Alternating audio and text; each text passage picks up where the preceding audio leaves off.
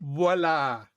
All right. Welcome once again to another edition of Learn Photography with Duck. As always, I am your host, Duck, and today we are episode 16. Before we get going, I just want to mention, if I can switch, there we go.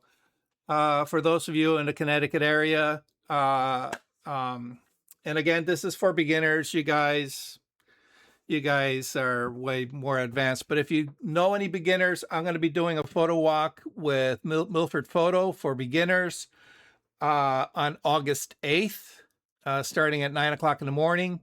And if you know anybody who just got into a new camera and they want to learn how to use it, or maybe they have a camera that, it's been sitting in a drawer because they don't know how to use it, and they're interested in doing a longer course, I'm going to be doing one with Ed Advance out of Torrington. It's an adult education program. It's a 5-week program starting in September, the end of September, Wednesdays at 6 p.m. for a couple hours for 5 weeks. So let them know that this is available to them, and maybe we'll get them using their cameras properly. Okay. Anybody have any news that they want to share with the group before we get started? We good? Awesome. All right. We're going to be doing something fun today. We're going to play around with creating abstract art with Photoshop. And we're gonna play around with a few techniques, and we're gonna play around with using filters to create these abstract looks. And I kind of like them because they make really cool wallpaper backgrounds for your desktop. So if you like abstract art, it's great. And we're going to approach it in a couple of ways. One is we're going to kind of generate the colors that are used to generate the abstract art. We're actually going to generate it manually by actually drawing on the canvas. Another way you can do it is you can take a photograph that's in your collection and convert it to this abstract art. So without further ado, let's get into it. Okay, let me go ahead and switch over to desktop. Let me go ahead and share my screen so everybody can see, share. All right. Everybody see my screen okay? Nice and full? Okay, awesome. Thank you. All right. What I've done is I've just basically selected 3 images from my collection that we're going to use for today. Actually, two of these are mine, and one is just a photograph that I I can talk. Downloaded from Pixabay, which is a free stock site. Just to kind of give you an idea of what you can do with a photograph. All right, so we'll be using these 3 just to kind of give you an idea what the abstract effect does, and so on. All right, welcome, Mark. Mark's another Ohio person who we meet up on Tuesday afternoon to chit chat and discuss how to be a professional photographer. Okay. I'm not going to do anything with these photos first. What we're going to do is we're going to start off by generating an image within Photoshop first, and then I'll show you how you can do the same process with a photograph. And it's relatively easy. It's just a couple of steps using the artistic filters and so on. So like I said, I kind of like using this technique to create interesting desktop wallpapers. And the nice thing is you can make them to whatever size your screen is.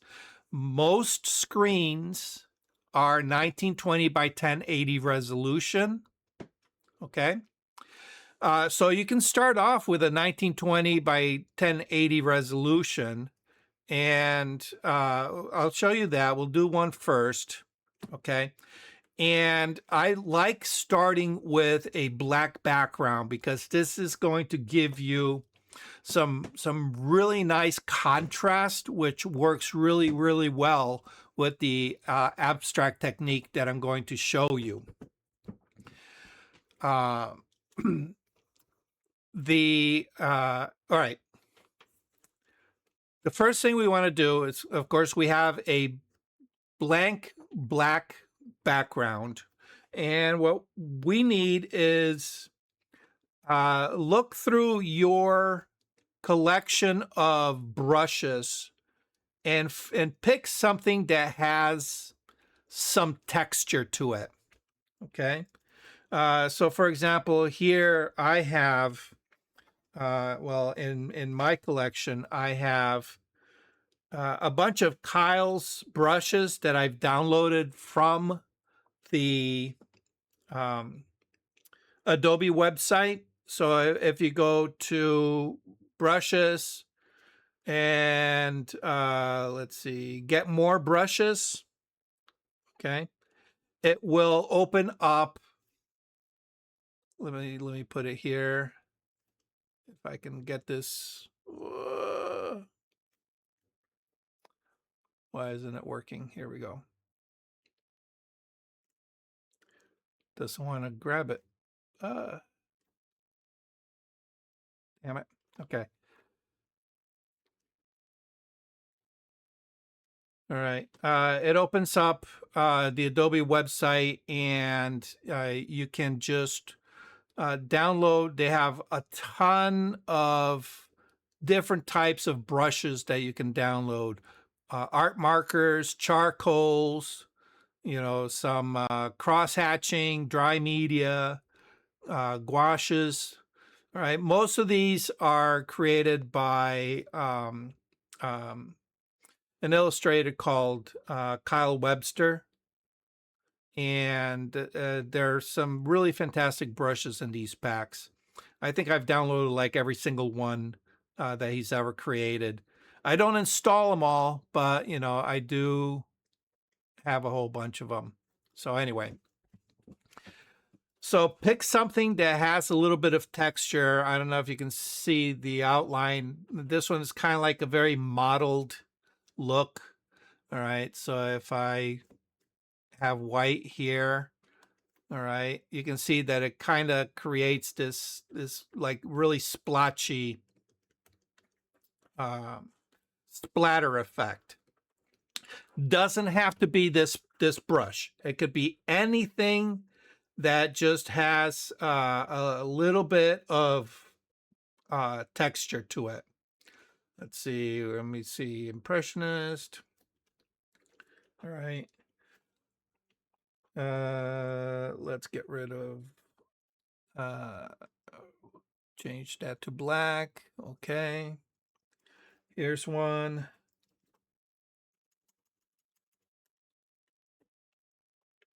Okay. This one has a lot of texture to it, so you can use something like this. Okay.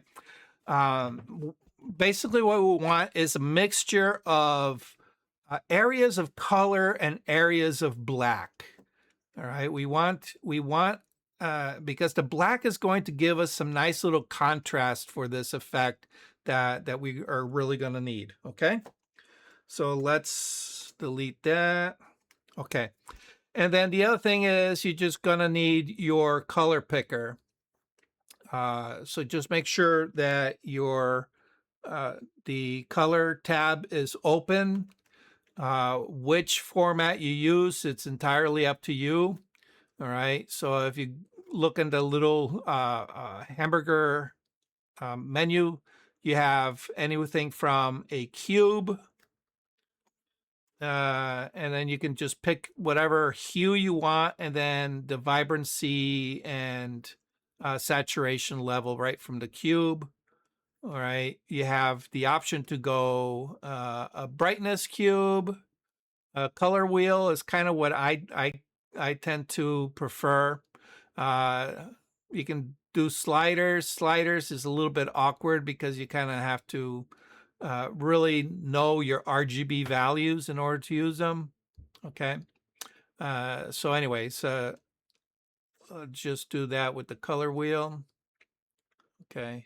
Let's put that up top. All right.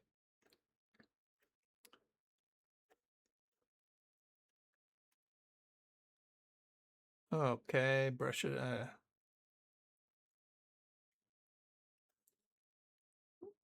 I got all disoriented here. Here we go. Oh, well, anyway.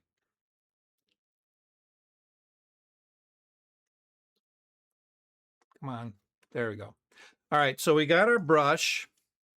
All right. And what I'm going to do is I'm just going to, I'm going to stick to kind of like primary colors. And I'm just going to do, I find that if you keep things kind of sort of symmetrical, it's going to give you the best effects. But the nice thing about this is that you can really play around with, you know, the different colors that you can use. Oops, let's try green. Okay, and let's draw another yellow again. Okay, so we have a nice kind of very random array of colors.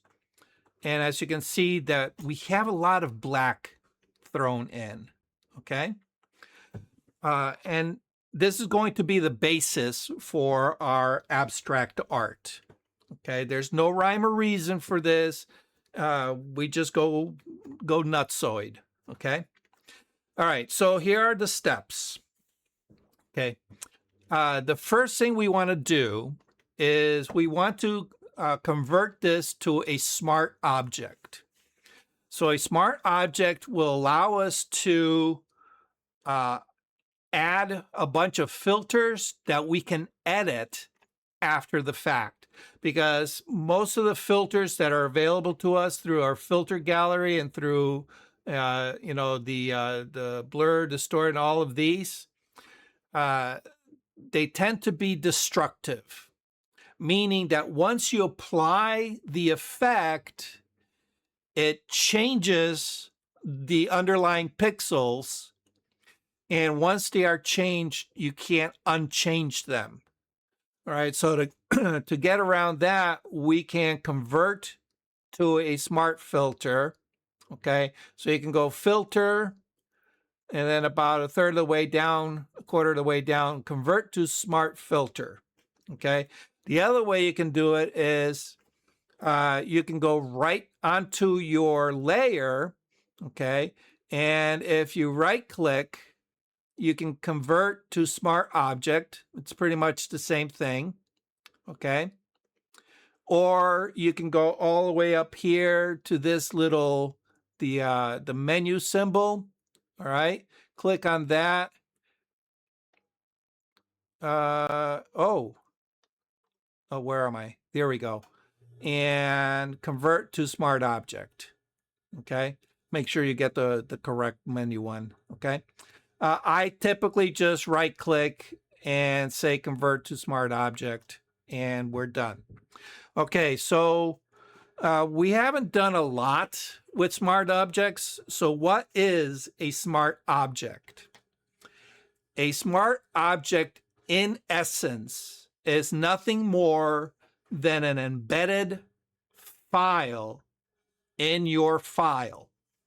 Okay, so what we've done is we've told Photoshop that we're going to take this layer that has all these colors on it. We're going to create it as an editable file, meaning we can change it, we can manipulate it, whatever we want, but it's going to remain editable embedded within our bigger file. All right, so our main file, the one that we just created, we are now creating an embedded layer within that. Okay, so anytime we want to access it, all we got to do is double click. And if you look up here, we have our original, and then we suddenly have a second file opened up that says layer 0. Okay, which is our background layer. Background layer is the layer 0. All right, so if I make a change on this, so let's add a blank layer. Okay, and I'm just going to do this just to show you. Okay, we're going to go save. All right, and then when we close that file, we get back to the original file. Our smart layer, our smart object, has now been updated. Okay, everybody see this? Okay, we did not change this layer, we changed the smart object. All right, so if I go ahead and reopen that and get rid of that layer, go ahead and Control S to save, close that, and we are back to the state. All right, so this allows you to edit, excuse me, allows you to edit that layer as a separate file. I hope that makes sense. Okay. All right. So once we have our smart, yeah, go ahead. Looking at that, how do you know it's a smart layer? Oh, that is a great question. Once you convert this to a smart object, you're going to see a little symbol, okay, right in the corner of your layer icon.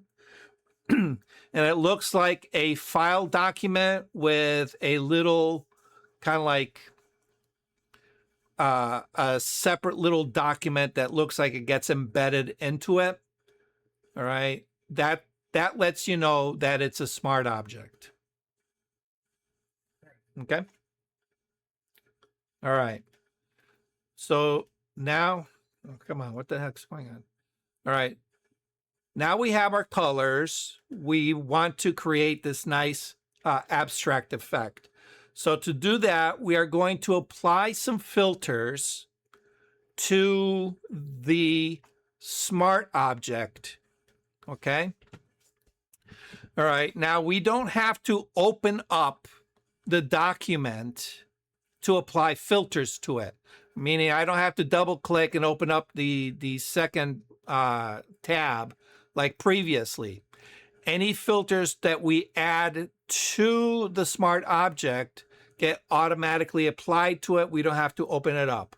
Okay. If we want to do things like adding a layer, all right, or adding some kind of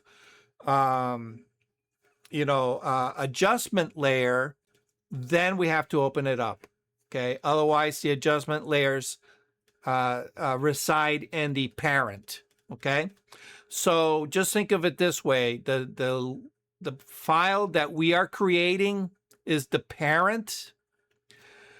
When we create a smart object, that becomes a child layer, a child file. Okay.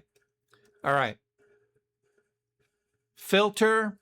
The first thing we want to do is we're going to create a let's see, where is it? A filter pixelate. Where's pixelate? Mezzotint. Mezzotint. And all this layer does is it just kind of creates like these strong blocks of color, and it creates this kind of like broken effect. And you have a variety of choices here. You can go with dots, all right, coarse dots, like that. You got lines, okay. But if you notice, I kind of like the lines, but the lines are only visible in the color areas. I don't know if you can see that.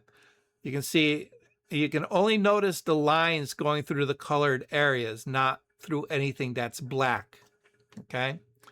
If we go to the long strokes, then suddenly we can see it expanding into those black areas. So it kind of breaks it up a little bit, nothing overly crazy. All right, so that's the first step. We're just going to go filter, pixelate, and then mezzotint. Okay, we're going to hit OK. And it's going to convert our smart object with that effect. Now, if we look at the layer, we're going to notice that we now have something added underneath our layer 0, our color layer. We have a mask, okay, currently set to white, so it shows everything. And then we have our first effect, which is our mezzotint, okay? And then right next to it, see the little icon with the double lines and the little triangles? That lets you know that it's a filter. And if we double click on that, it pulls up that filter and you're able to change it, okay? You can only do this because we created a smart object, okay? Otherwise, that effect would have gotten baked into our image and we would not be able to make any changes after the fact, okay? And that comes in, I'll show you how that plays later on, okay? But for now, we're going to go ahead and hit OK. And right now, nothing very interesting is happening, okay? The next thing we want to do is we want to create a spiral effect. I'm sorry, a spoke effect going outward from the center.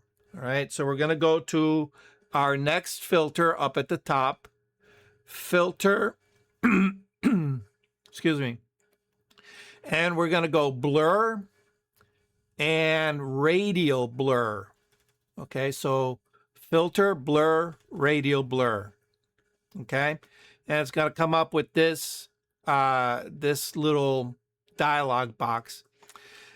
I'm wishing that Adobe would put some effort in updating. This is a filter that goes back at least 20 years. It's one of the first filters that they added into Photoshop back in the day.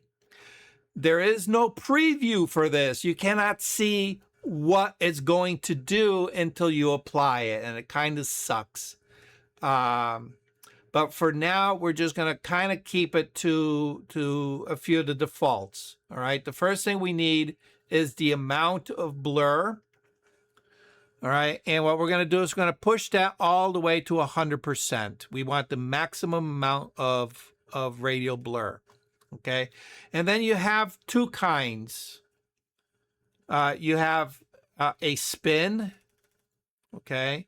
Which, as you can see, kind of creates a concentric effect, okay? And that's not the one we want. What we want is the second one, which is a zoom, all right? And if you've ever taken like a zoom lens and you use like a slow shutter and then you rack the zoom, like from wide to telephoto, and the image looks like it's radiating outward from the center. That's the effect that this filter mimics, Okay, we're using it with colors, so it's not going to be as noticeable, but you'll see what I mean. Okay. And then we have the quality. We have three choices: draft, good, and best. Draft, good, and best. All right. Now, at this point, I created a relatively small file at 1920 by 1080 at 72 DPI. It's relatively small. Okay. So we should have no problems rendering at the best quality. But if you're going to do this with your full frame image, you might want to consider doing it in draft to begin with, because we're going to apply this 3 times. Okay, apply the draft mode the first 2 times, and then the final one, do it in the best, because the larger your image size, the more resources your computer needs to render it. And if you have an older machine, you might be waiting a while. All right. A way to get around it is downsize it, beforehand, so you're not, taking up too much resource. All right. So in this one, we're going to go to draft and we're going to hit OK. All right. And as you can see, it creates this radial effect for our image. So what it's doing is it's taking all those colors, all right, and let me zoom in here. And because we had those lines kind of going through, and we are using kind of like the draft mode, it's going to be pretty grainy. All right. At this point, it doesn't matter. Disregard how bad that looks. Okay. We don't have to worry about it. All right, we're going to go back up to that filter again. And if we click filter, you're going to notice that the first few filters that we've used are now being populated up here. Okay. All right. And the last one that we use is going to be at the top, and that's our radial blur. Okay. So what we can do is click on it again, brings up that dialog box. It remembers our previous settings, so all we got to do is say is OK.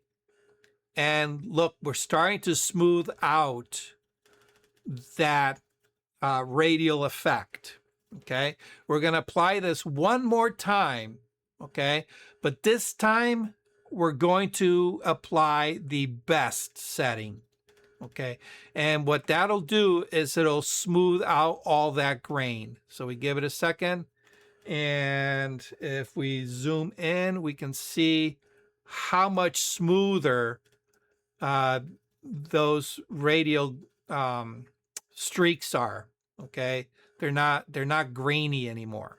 Okay. All right. Okay, so now we have this crazy radial effect, and if you look at our filter stack, in our layers, you can see that we have our original mezzotint that created that funky broken up color pattern. And then the 3 radial blur filters that we applied, 1, 2, and 3. Okay. The one thing you have to remember about smart objects is that as the smart object applies filters, it's going to apply them from the bottom up. All right. So every time, let's say you just want to copy these to another image, it's going to apply them from the bottom up. Okay. If we double click and go back to our original image, if we make any changes here and bring it back, it's going to re-render it from the bottom up. Okay. I'm just going to go ahead and cancel that. All right. All right. So we have the first part of our abstract. Now we need to make it a little bit funkier. Okay. And for this, we're going to need another filter. This one is going to be a distort filter called twirl.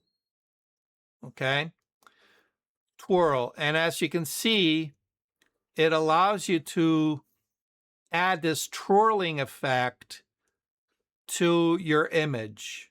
Okay, and it goes from negative 1,000 to plus 1,000, with 0 being, nothing applied to it. Okay, so it could go to the plus side and it could go to the negative side, and we're going to take advantage of that. Okay, now how much of a twirl you want, it's going to be entirely up to you. Okay, the more twirl, it's going to give you slightly different effects, and you'll see once we finished the actual abstract piece, you'll see how it kind of you can use it to modify it. For now, I'm going to go about 150. Okay, 150. Okay, and we're going to hit OK, and it's going to render it in this swirling effect. Okay, now if you notice, it swirls from the center, but as we start getting to the edge, it kind of doesn't take the swirl effect fully into the corners. Okay, you can see that there's a section here where that effect just doesn't quite reach. That's okay. We don't really need it for what we're going to do, but I'm going to show you another way of being able to kind of work around that. Okay. All right. Everybody with me so far? All right. So what we've done is we made our colors. We applied the mezzotint. We created the radial blur 3 times, the last time being the best quality. And then we applied a twirl. Okay. For the next step, we're going to duplicate this layer. Okay, our smart object, and we can do it, Control J, or you can right click and duplicate the layer. Okay, and we'll just call that layer 1. Say OK. And you can see that it duplicated, and because it's the same exact one, it's really not going to be any significant difference, right? But what we're going to do at this point is we're going to double click on that twirl filter.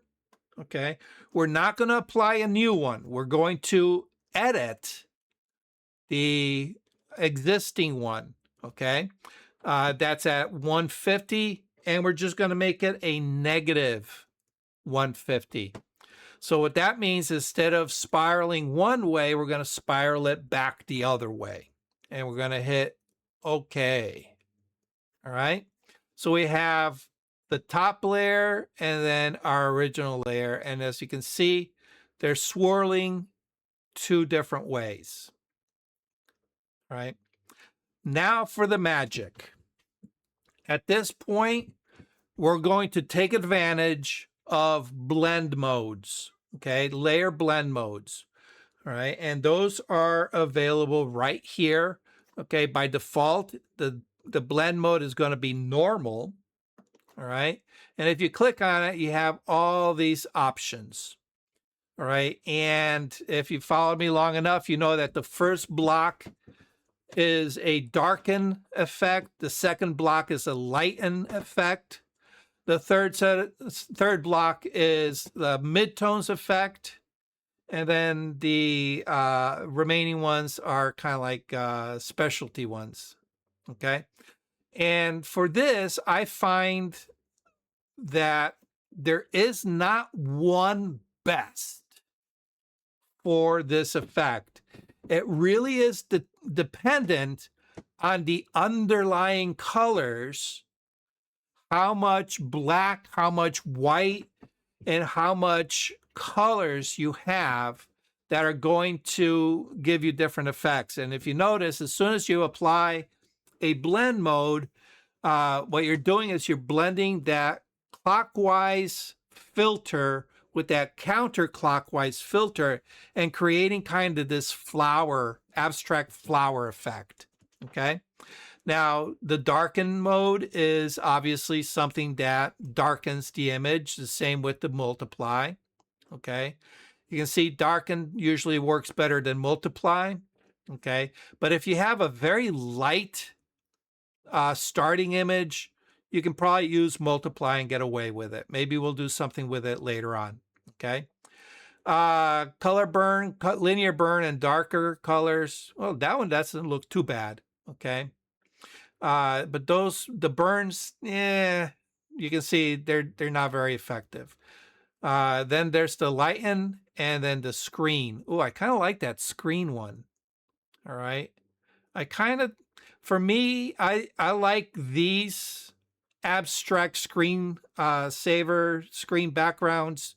I like them a little on the lighter side, but salt and pepper to taste. All right. And then just like the burns, the dodges don't tend to look very good. Okay. Well, that's kind of funky, but it's a little bit too sharp. Okay. And then we have the overlay, soft light. These others don't quite work except for pin light. I find pin light, tends to give a really kind of funky effect. All right. For this, I kind of like that screen mode. So let's go to the screen mode. Okay. And voila, that's pretty much it.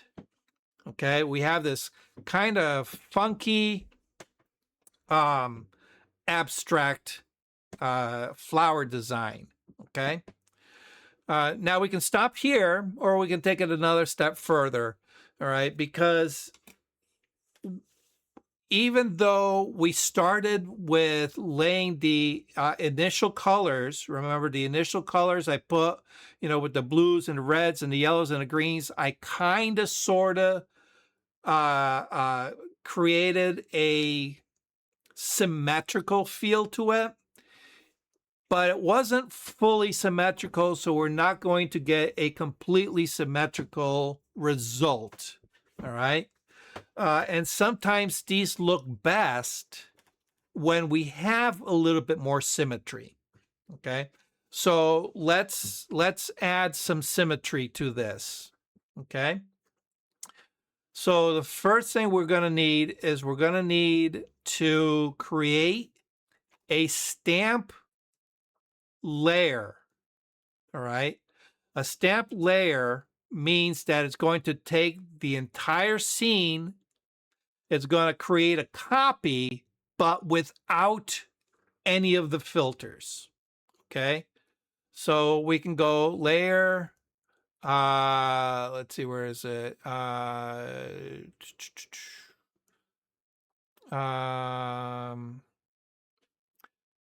I can never remember the menu because I never used the menu. All right. I don't know if you can do it from menu. The way I normally do it is Control Alt Shift E. All right. For you Mac people, it might be Control Option or Alt Option Shift E, something like that. You might have to look it up. Sorry, guys. I'm not a Mac person. Okay. But as soon as I do that, let's see, Control Alt Shift E. There we go. You're going to see I have now a new layer, okay, with everything that we've done applied to it and no filters, no masks, nothing. Okay. And if I turn that off, you're going to see there's no change because it's just a duplicate. It duplicates everything. It's like flattening your layer stack without destroying your layer stack, if that makes sense. Okay. All right. And then what I'm going to do is I'm going to apply a layer mask, because what I want to do is I want to hide half of this. All right. And then we can decide, all right, which half do I want to hide? All right. And let the the underlying design come through.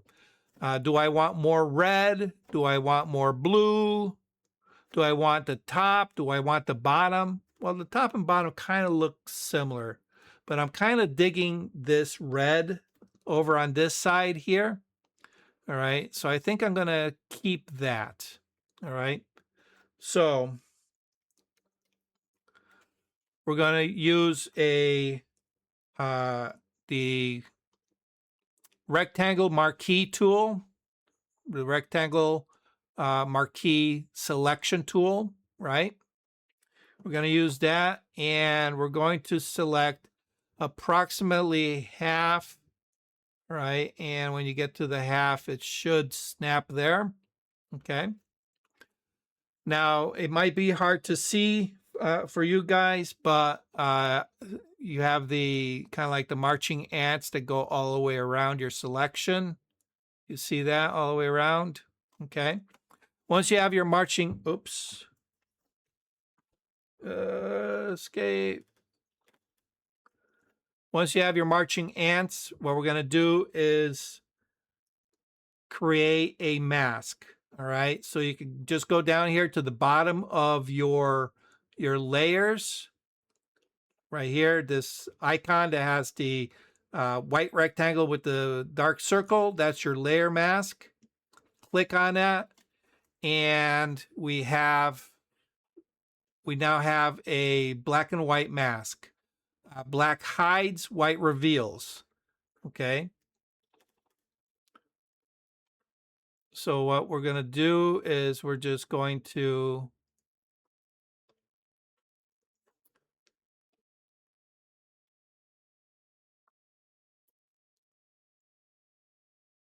what's going on here? Something's a little strange.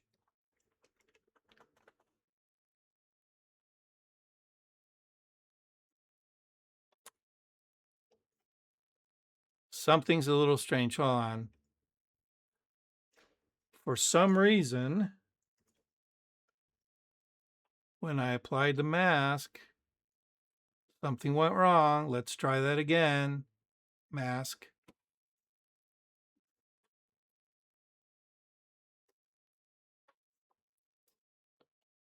Okay.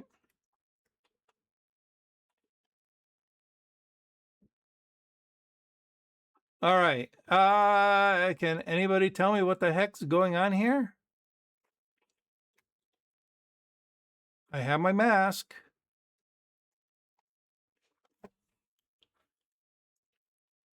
Why is this not hiding? What's underneath?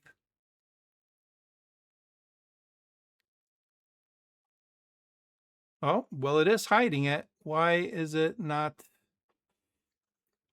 Oh, let's try control I. Oh, I know why. Da ha ha ha ha. I forgot the step. Oh my gosh. My brain fart. Brain fart. Okay. I don't know if you guys caught this. What am I trying to do? I'm trying to create symmetry. I want the red side to look the same on the left as in the right. Okay. But if I turn that layer off, it's the same orientation. So what do I have to do?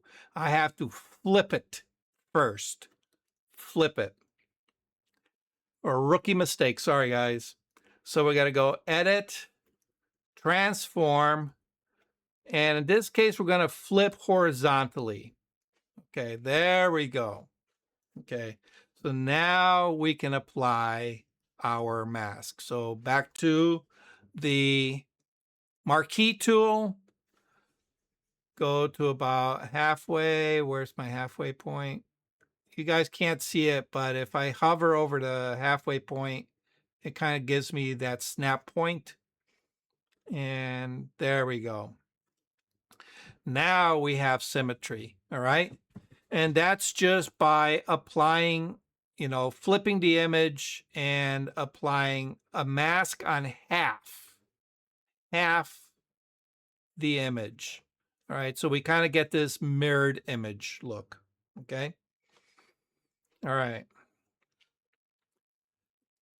Any questions on this cool abstract effect?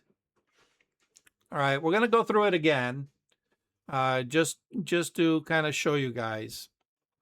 Okay. All right, we'll save this for now. Let's go back over to Lightroom. All right, so I just kind of picked these three random images.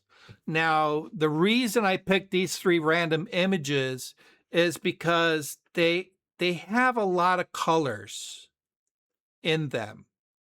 Okay.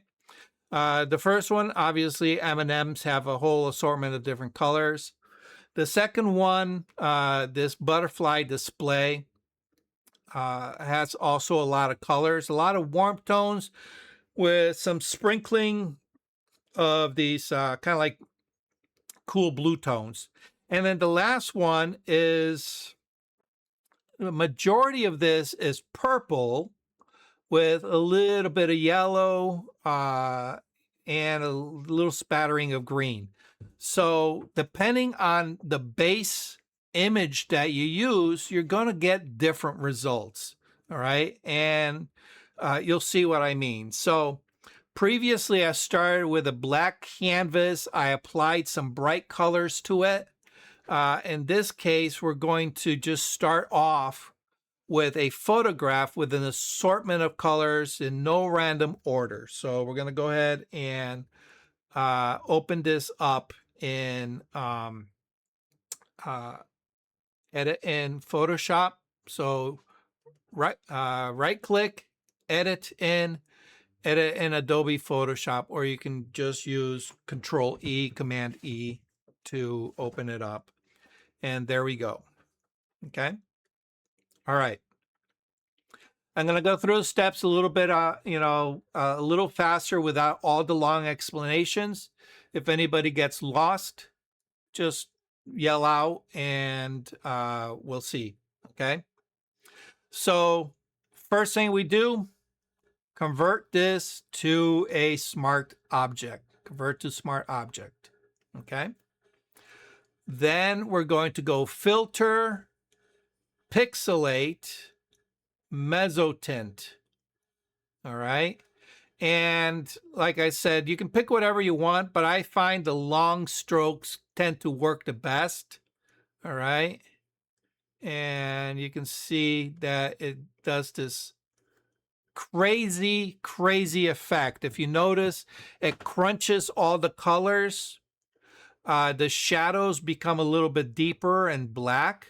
All right. So that black to color contrast really, really works well with this abstract flower effect. Okay. All right. Next step, we're going to go filter, blur, radial blur. We're going to go 100% zoom draft. Okay. Because remember, let's see, in this case, my image is 5,600 pixels by 3,700 pixels. So I'm working with a full frame image. If you don't have a powerful computer, this will slow down. Okay. If you want to downsize it, but I'm just going to go ahead and go for it. So the first two is going to be in draft mode. All right. And it's going to give me kind of like that kind of very grainy. All right. Filter, radial blur. Everything stays the same. Hit OK. Right. One more time. The third time's the charm. This time we're going to change it from draft to best. All right. And you're going to see how it slows down a little bit more. See, now we got the thinking wheel here. There we go. All right. But that's going to give you your best results. Nice, smooth radials. Okay. All right. Once again, filter. This time we're going to go to distort. And we're going to go, where is it? Twirl. And how much twirl you apply is entirely up to you. We did 150 last time. Let's do 200. Let's see what we get. Let's go 250. We'll go for gusto. All right, we'll go 250, hit OK.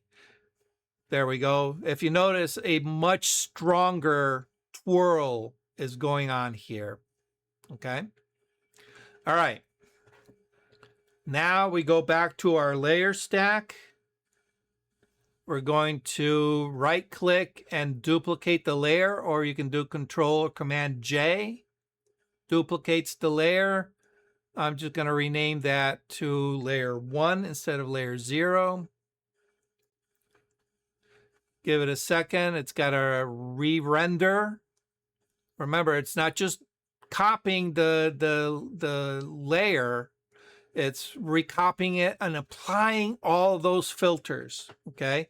And again, because it's large, we're going to experience some slowness, right? Double click on twirl on the second one. It's going to bring up the dialog box. And we're just going to keep the same value, except we're going to add a negative in front of it.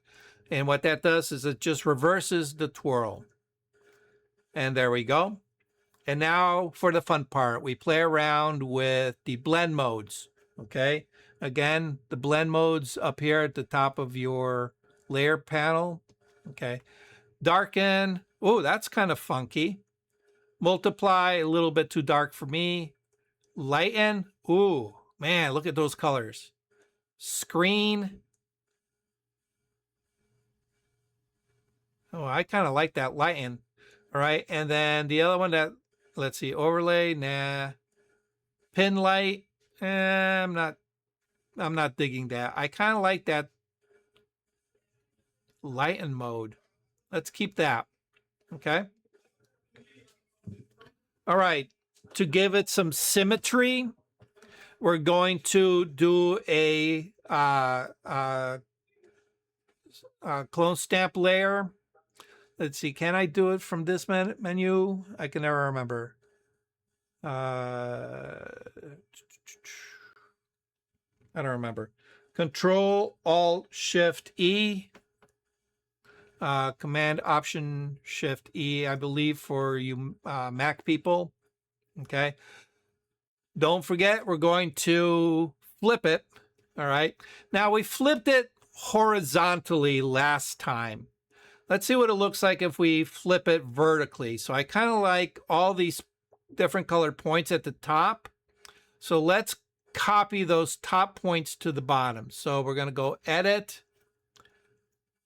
Oh, make sure you get your layer selected. Edit. Transform. Flip vertically. Okay. We're going to use the marquee tool.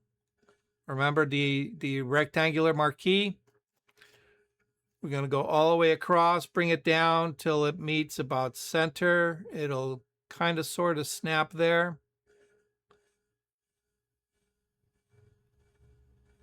There we go. And then we apply the mask. Okay, there we go. And if you don't like that, we can invert the mask. All right, so here's your mask. All right, with the mask selected, the white border around it, you can do Control Command I. All right, and there we go. And that's what I wanted. I wanted all the different colors at the top to be reflected at the bottom. If you want to a little bit more symmetrical, we can repeat the process. Okay, we can do a Control Alt Shift E, make another clone stamp layer, and then this time we're going to flip it, edit, transform, flip horizontally. Okay. Select the marquee tool one more time. We're going to go to about the center here. Add a mask. And there we go. We have nice symmetry all the way around. Is that pretty cool or what?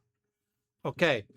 Now, remember earlier I said if we look at the corners, all right, if we look at these corners, all right, we don't get that swirl effect that reaches all the way into the corners here, all right? So if I want to get rid of like all these kind of like empty areas here, the nice thing is I have a super large image that I'm working with. I'm working with a full frame image, right? So I can now go to my crop tool, okay? Select my crop tool. I can go to that 16 by 9 aspect ratio, which is your 1920 by 1080, okay? And I can go ahead and just select a section from the center, all right? In this case, I want to make sure that delete cropped pixels is not selected. That way, if I want to recrop, I can do that, all right? So I'm going to keep that. Delete crop pixels is not selected, and then hit done on your taskbar, or you can hit the check mark here, or just hit the enter key, okay? And give it a second. It's got to re-render all those smart filters because now we're cropping in, okay? Give it a second to catch up, all right? And this is another reason you might want to work with slightly smaller images, okay? And there we go. That's our finished wallpaper, abstract wallpaper art. And then you can just go File, Export, Export as, you can do it as a JPEG.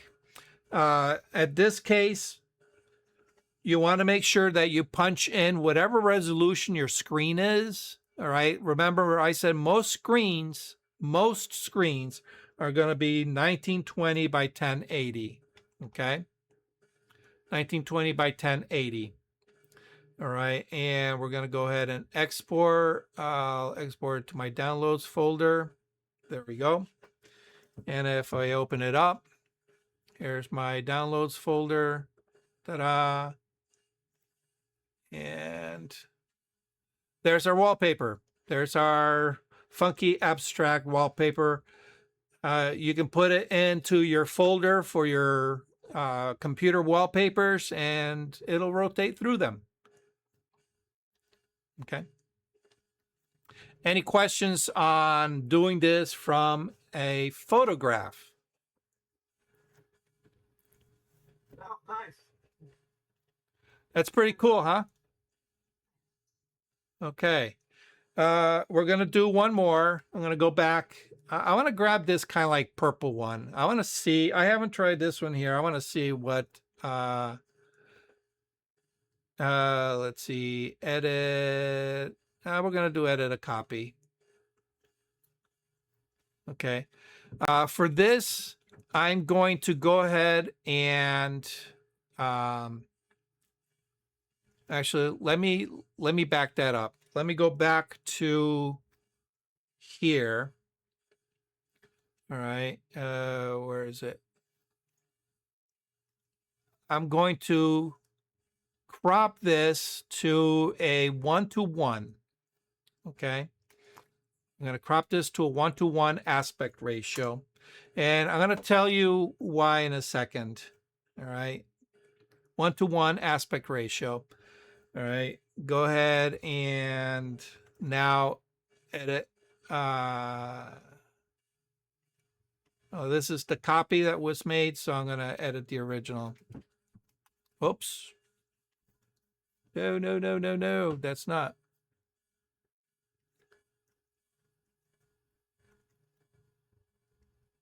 Edit in Adobe, edit with Lightroom adjustments because we did the crop in Lightroom. Okay. There we go. All right. So we have, and this is large. This is still, let's see if I can get my magnifier all the way down here. There we go.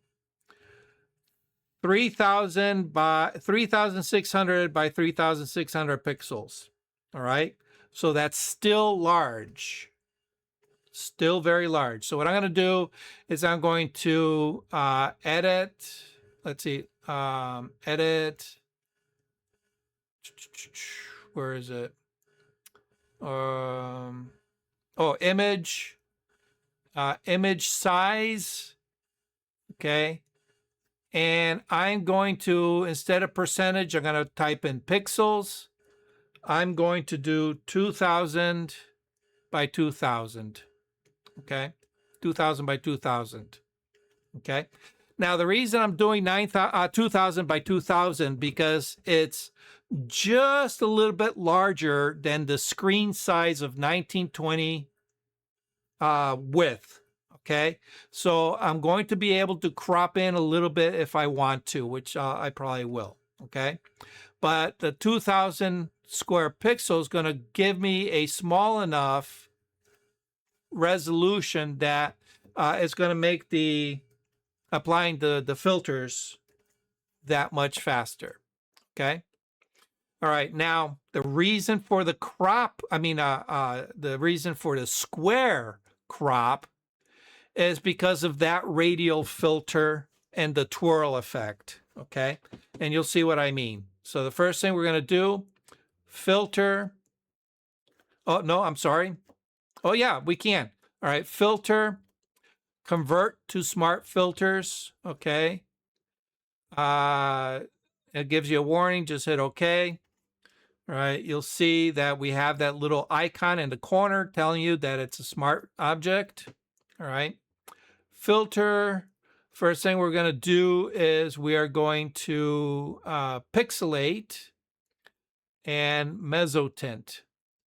Now, I haven't played around too much with any of the others, but anything that's going to give you these areas of contrasty colors is going to work really, really good. All right. Okay, so see how it just kind of converts everything to these chunks, these areas of color. All right. Then in filter, we're going to go blur, radial blur. Again, 100% zoom. And we're going to do draft for the first two versions. Hit OK. Filter, radial blur, draft, OK. And then the final one, filter, radial blur, we're going to change that from draft to best. Hit OK. And you see how it gets rid of all that grain. All right. Once again, filter. This time we're going to go to distort and twirl. All right. Let's do 120. All right. 120. Hit OK. So a small amount of twirl. And you can see that it still kind of flattens out towards the corners. Okay. But the twirl effect is a lot more circular. All right. And you'll notice what I mean in a bit. Okay. We come back to our layer. All right. We're going to right click, duplicate the layer. All right. Or you can do Control J. Give it a second. It's going to duplicate it and apply all those filters. We're going to go back to that twirl, the top one, the last one. We're going to go double click on that twirl. and we're going to make it into a negative number. So negative 120. Hit OK. And then we play with the blend modes. All right. Now, if you notice in this case, we have less dark pixels than the previous ones. This one's a little bit more, especially, if we cut this and at a diagonal this way, you notice this is very light and this is a little bit more on the dark side. All right. That might be something you want to keep in mind when you go for that symmetrical look. All right. There's no law that says you can't make the symmetry on a diagonal. All you got to do is just, instead of making a horizontal or a vertical mask, you just make a diagonal mask. Okay. All right. We play with the blend modes. Dark. Ooh, that looks kind of evil, mysterious. Multiply, still a little bit too dark for me. Lighten, whoa. And screen mode. Okay. Screen mode is very light, but again, the bottom part is darker than the top part. So, this might be a good candidate for just doing this kind of symmetry where we take the dark and we move it to here and make that dark, right? Or if you prefer the really light version, you just flip it down the other way, okay? I think what I might do is, in this case, all right, I might just go diagonal, okay? Just go and create a diagonal mask, all right? Oh, not yet. I almost forgot. We have to make a clone stamp layer. Control-Alt-Shift-E, duplicates it, flattens it out, right? We're going to flip it. Let's see. Edit, transform. We'll just do a horizontal transform. Okay. We're going to let's see. No, let me undo that. Let's go with a vertical. Edit, transform, vertical. Okay, there we go. And we'll go with well, this one might be tough. Let's see. I'm gonna try that diagonal. Let's see how that looks. Just create a diagonal marquee.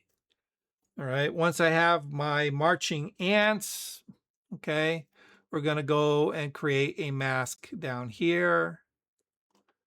And that doesn't look good at all, does it? Okay. So let's get rid of that mask. Delete the mask. We'll just go with a standard horizontal. There we go. Ooh. All right. Actually, I kind of like that quite a bit. I'm going to do another Control-Alt-Shift-E to stamp. This time, I'm just going to rotate it. Okay. I'm going to do a rotate. Oh, no. Oh, come on. Wrong rotate. Sorry, guys. Wrong rotate. I did a canvas rotate. Control-Alt-Shift-E. Let's do a selection and then rotate the layer. That. I like that. Okay. Now this is still square format. So what we're going to do is we're just going to crop that to our 16:9 format, and maybe we just do something a little bit asymmetrical. Give it a second. It's got to process all that. And there we go. Now that looks pretty cool. Okay. All right. So diagonal mask doesn't quite work. But the horizontal and vertical, very nice. Very nice application. Okay. Any questions about what we covered? Would you explain that horizontal mask again? Yeah, no problem. No, I'm just kidding. No, seriously, I think it's just something got to do it once to see how it works. And I was thinking though, as you were doing that second one, you started out with a fireworks. Ooh. Maybe put it through a different set of paces, and then somehow kept the original fireworks to blend back into all that other stuff going on. Yep. Yep. Be an idea. Looks like we lost Terry. I was going to mention to Terry that these backgrounds are great for like sports portraits. You get a photo of a actually I might have something. Give me 1 second. Where's my Lightroom?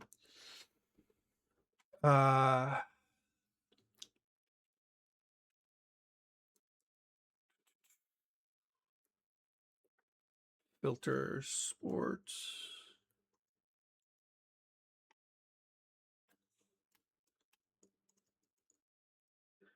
Let's see.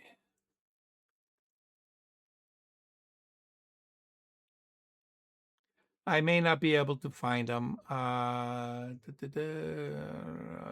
no.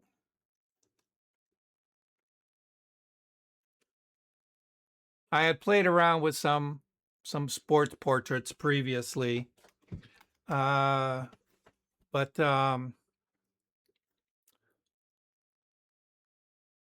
what you do is you basically just cut out your subject, and then you place them on a background like this, and you got a cool sports portrait.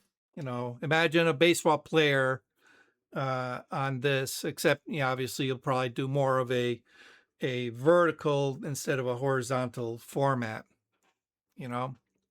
So, but anywhoot, actually, let's see. For that, what you just were talking about, I noticed when you were working on one of the other ones, they often take on the shape of a face.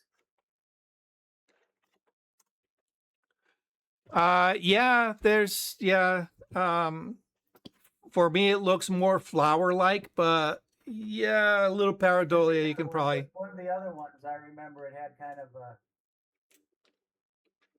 I remember seeing what could resemble a couple of eyes and a nose. Right. Yeah, probably. Let's see.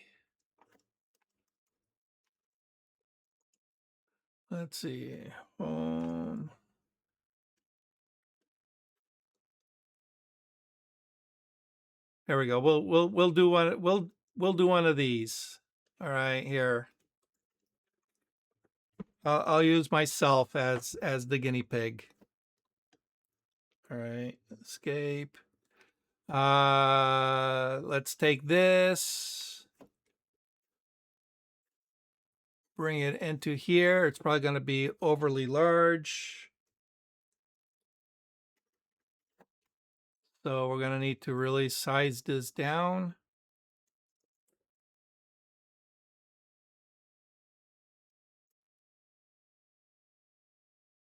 Okay. And done. Let's remove background on this guy. And voila. How's that? And the nice thing is, because you can create these with your own colors, you can choose whatever colors you want, So where's this one? This one here. You can, instead of having the yellows and blues, you just do greens and reds.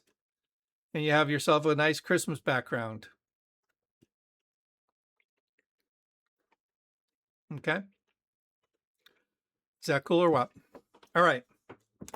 So that's pretty much it for you guys for today. I figure we'll do something fun and exploratory, get a chance to work with blend modes, get a chance to work with some filters, get a chance to work with some creativity. Good, thanks. Any questions? Everybody good? All righty, guys. Have a safe one, and we'll catch you on the next one. Thank you, Doc. Yeah, take care, Thanks, Doc. All righty, guys. Stay safe. Thank you for watching Learning Photography with Duck. Brought to you in association with Milford Photo, your local full-service camera store. Located in downtown Milford, Connecticut, Milford Photo offers you a personalized shopping experience. From the latest camera gear to printing and framing services. And, of course, educational workshops to teach you the finer aspects of photography. Don't forget to tell them Duck sent you.